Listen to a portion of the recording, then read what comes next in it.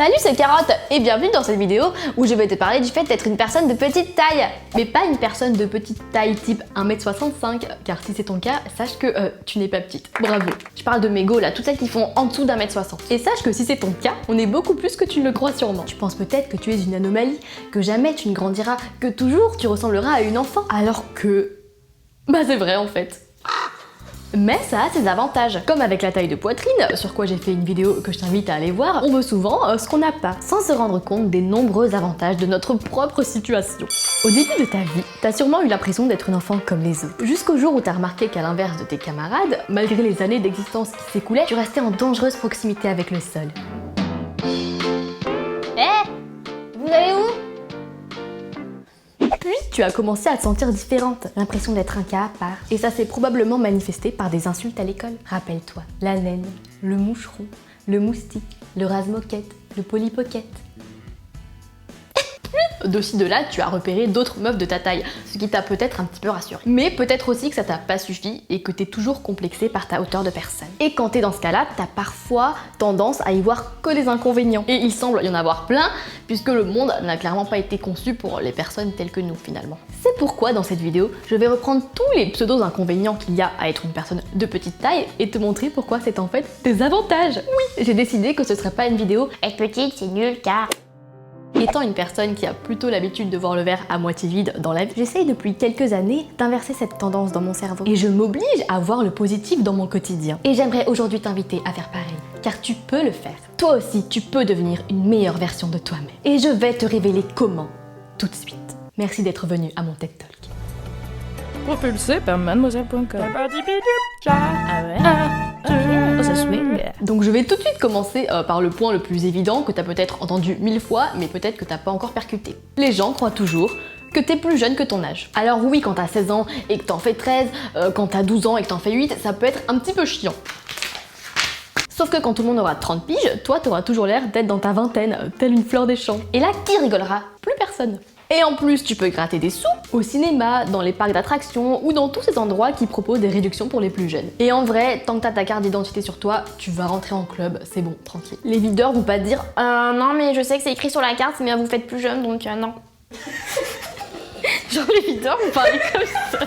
Ah non, je crois pas, non. Deuxième pseudo-inconvénient, les gens te tutoient. Quand des inconnus te parlent, c'est vrai qu'ils ont tendance à te tutoyer comme s'ils étaient persuadés que t'étais une gamine. Prends ça pour un indice. Plus ça t'arrive souvent, plus ça montre que tu fais encore jeune, et plus ça t'indique que tu peux continuer à frauder tranquillement. Le troisième pseudo-inconvénient, c'est les rayons au supermarché. Celui-ci, pareil, tu dois le connaître par cœur, et c'est vraiment la galère number one des gens petits. Mais la vérité, c'est que quelqu'un proposera sûrement de t'aider à attraper cette chose qui paraît pourtant si haute. Et si jamais personne se propose spontanément, demande simplement à la première personne qui passe.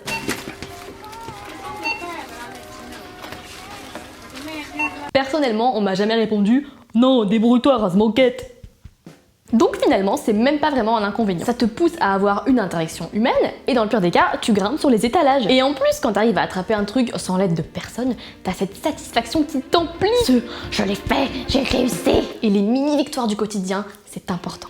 Autre pseudo-inconvénient, disparaître derrière les gens quand ils sont debout. Quand il y a un regroupement, un amas, une foule, tu peux en profiter pour te barrer discrètement. Bon, ne suis pas mon exemple, mais imaginons par exemple que tu sois en sortie scolaire et que toute la classe soit en train d'admirer une sculpture quelconque et que tu décides finalement de te barrer pour aller faire du shopping.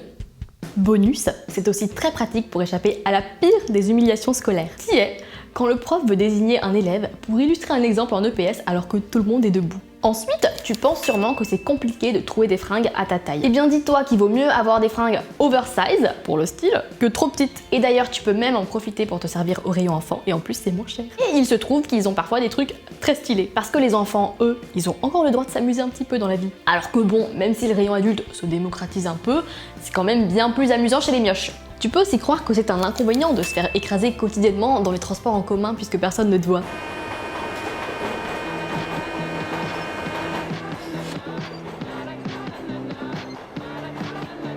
C'est vrai que c'est un peu chiant, mais t'as quand même plus de chances de pouvoir t'échapper en cas de danger que les autres. Tu peux toujours passer sur les bras, par-dessus les sièges, sous les sièges, bref, te faufiler tel le ninja que ta petite taille te permet d'être. Autre Inconvénient, t'es bourré trop vite. Alors il se trouve qu'en fait c'est pas un inconvénient à partir du moment où tu es avec des gens qui comprennent que tu n'as pas le même gabarit. Et donc il t'en faut moins. J'ai déjà été personnellement avec des gens qui m'ont dit bah alors tu bois plus? Ou encore mais t'as pas assez bu? Frère, tu me vois là et tu te vois toi. Clairement on n'est pas de la même espèce. J'ai assez bu, je t'assure. Donc si tu bois, fais-le avec des gens qui ont un minimum de capacité de réflexion. Et à partir de là, plus aucun risque de passer pour la meuf pas drôle. Et quand bien même tu serais pas un petit gabarit, personne n'a à te mettre la pression pour que tu boives. Dans le même délire, tu économises en tout. Savon, crème, huile, tout.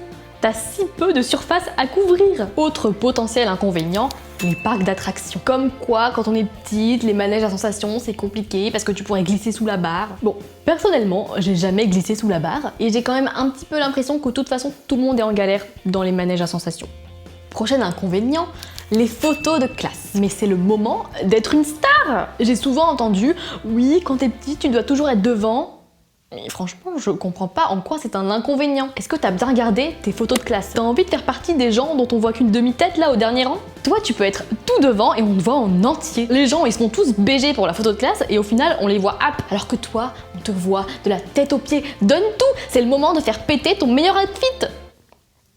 Je te rappelle quand même que t'as pas l'habitude que les gens te voient puisque leurs yeux sont bien au-dessus de ta tête. Donc là, c'est ton moment.